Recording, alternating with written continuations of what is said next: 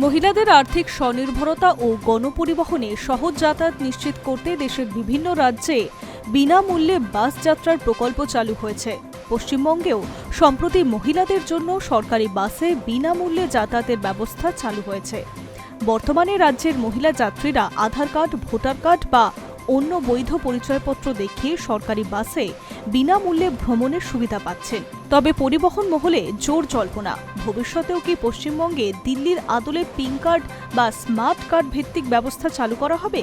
যদিও পিঙ্ক কার্ডের কথা আগেই জানিয়েছেন মুখ্যমন্ত্রী শুভেন্দু অধিকারী ও মন্ত্রী অগ্নিমিত্রা পাল। তবে এই নিয়ে এখনো কোনো আনুষ্ঠানিক ঘোষণা হয়নি। তবে প্রশাসনিক স্তরে ডিজিটাল যাচাই ব্যবস্থা চালুর সম্ভাবনা শুরু হয়েছে। ঠিক এই সময়েই দিল্লির সরকার তাদের ফ্রি বাস প্রকল্পের একটি গুরুত্বপূর্ণ পরিবর্তনের ঘোষণা করেছে, যা দেশের অন্যান্য রাজ্যের কাছেও একটি মডেল হিসেবে বিবেচিত হতে পারে। ১ আগস্ট থেকে বদলে যাচ্ছে দিল্লির নিয়ম। দিল্লিতে আগেও মহিলাদের জন্য সরকারি বাসে বিনামূল্যে যাতায়াতের সুবিধা চালু ছিল। বর্তমানে দিল্লি ট্রান্সপোর্ট কর্পোরেশন এবং দিল্লি ইন্টিগ্রেটেড মাল্টিমোডাল ট্রানজিট সিস্টেমের বাসে মহিলা যাত্রীরা গোলাপি রঙের পিঙ্ক টিকিট বা জিরো টিকিটের মাধ্যমে ফ্রি যাত্রা করতে পারে। কিন্তু ডিটিসির সর্বশেষ সার্কুলার অনুযায়ী এই কাগজ ভিত্তিক ব্যবস্থার অবসান ঘটেছে। আগামী ৩১ জুলাই পর্যন্ত পুরনো নিয়ম বহাল থাকলেও ১ আগস্ট ২০২৬ থেকে সরকারি বাসে বিনামূল্যে যাতায়াতের জন্য বাধ্যতামূলক করা হচ্ছে পিঙ্ক সহেলি স্মার্ট কার্ড। অর্থাৎ ১ আগস্টের পর কোনো মহিলা যাত্রীর কাছে এই স্মার্ট কার্ড না থাকলে তিনি আর বিনামূল্যে ভ্রমণের সুবিধা পাবেন না।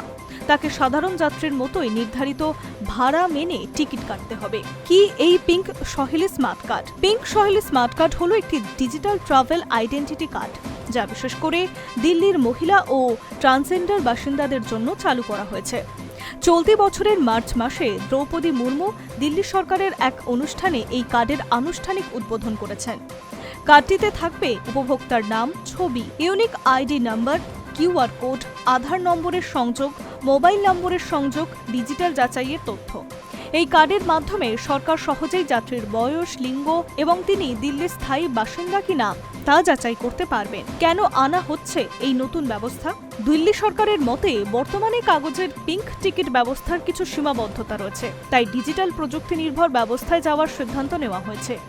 নতুন ব্যবস্থার মূল উদ্দেশ্য হল স্পর্শবিহীন যাত্রা নিশ্চিত করা, ডিজিটাল ট্রাভেল রেকর্ড সংরক্ষণ, ভুয়ো সুবিধাভোগী শনাক্ত করা, সরকারি ভর্তুকির স্বচ্ছ হিসেব রাখা, রাজস্ব ব্যবস্থাপনার স্বচ্ছতা বৃদ্ধি রাখা, যাত্রী সংখ্যার সঠিক তথ্য সংগ্রহ করা।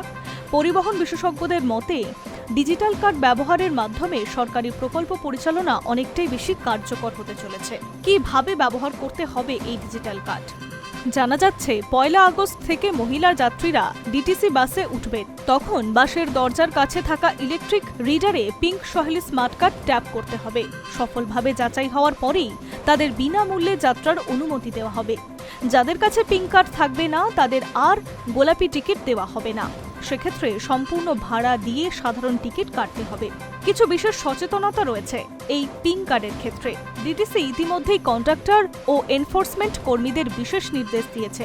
তাদের বলা হয়েছে যাত্রীদের নতুন নিয়ম সম্পর্কে সচেতন করতে হবে এবং যাদের এখনো স্মার্ট কার্ড নেই তাদের নিকটবর্তী পিঙ্ক কার্ড বিতরণ কেন্দ্র থেকে ৩১ জুলাইয়ের মধ্যেই কার্ডটি সংগ্রহ করার পরামর্শ দেওয়া হয়েছে। সরকারের লক্ষ্য নির্ধারিত সময়ের আগেই অধিকাংশ যোগ্য উপভোক্তার হাতে কার্ড পৌঁছে দেওয়া হবে। কতজন এখনো পর্যন্ত ব্যবহার করছেন এই কার্ড? সরকারি তথ্য অনুযায়ী এখনো পর্যন্ত ১১ লক্ষ pink Saheli smart card issue করেছে। তবে বাস্তবে মাত্র ১০ থেকে ১৫% যাত্রী নিয়মিত এই কার্ড ব্যবহার করেন। সরকারের লক্ষ্য জুলাইয়ের শেষ নাগাদ এই সংখ্যা ১৩ লক্ষে পৌঁছে দেওয়া। ভবিষ্যতে আরও কাজে লাগবে এই কার্ড। পিঙ্ক সহেলি কার্ড শুধু বাস যাত্রার মধ্যেই সীমাবদ্ধ থাকছে না। ওয়ান নেশন ওয়ান কার্ড উদ্যোগের আওতায় ভবিষ্যতে এই কার্ড ব্যবহার করা যাবে। দিল্লি মেট্রোতে রিজিওনাল র্যাপিড ট্রানজিস্টার সিস্টেমে অন্যান্য ডিজিটাল পরিবহন ব্যবস্থায় অর্থাৎ একটি মাত্র কার্ড দিয়ে একাধিক পরিবহনের সুবিধা পাওয়া যাবে।